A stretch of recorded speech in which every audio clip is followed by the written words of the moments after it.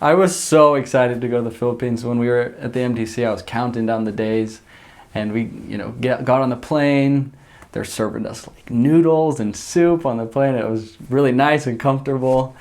And then we got to the Philippines, and it was really loud and foreign, and it was shocking. I was in culture shock at first.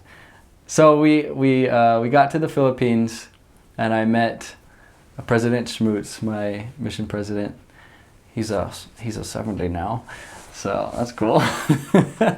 And we went to the mission home, and we were standing in front of all the people that we're going to be assigned to, and I was looking. And I felt this one kid, and I knew it was him, and I got assigned to him. And it was actually somebody you interviewed. It was Matt Fudge.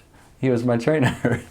So then he just said, our president was like, okay, get to your area as soon as possible and start working.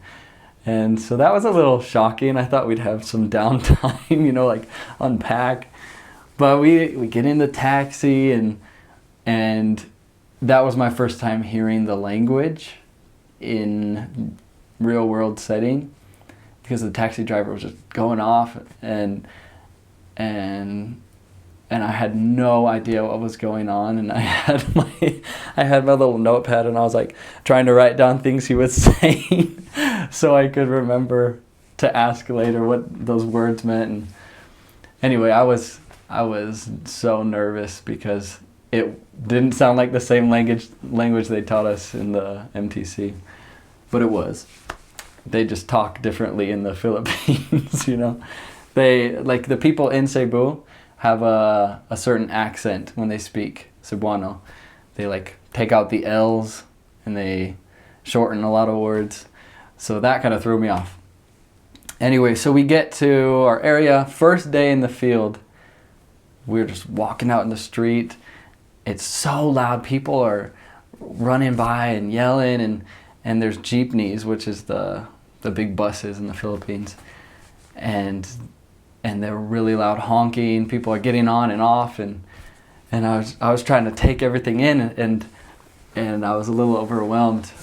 But then it started raining really hard. We didn't have an umbrella. We were opening an area too, so that was interesting. We had no idea where to go. We were just trying to find the church first, and then where the bishop lives, and so it's soaking. We were soaking wet in the rain, and I was thinking in my head, this is gonna be a long 2 years. But I was really happy to be there, and it didn't really hit me yet that I was in the Philippines. So I was just going along with it. So that was my first day. Oh, we went to a baptism later that night, and I was chosen to give a talk, like one of the talks at the baptism, on the spot. And so I went in there, and I was shaking. I was so nervous because there's only like 10 people at the baptism, but I was so nervous to speak in front of them. It was like my first test in the Philippines. And so I just went up and said some MTC phrases, and then I got down, and all the Filipinos turned around, and they're like, good job.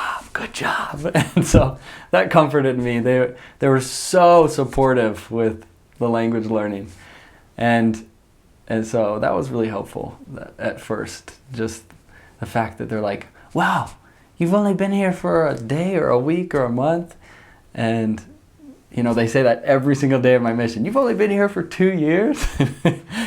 So they're just the nicest people, and they're very blunt. They're very open. So get used to that, I would say to somebody.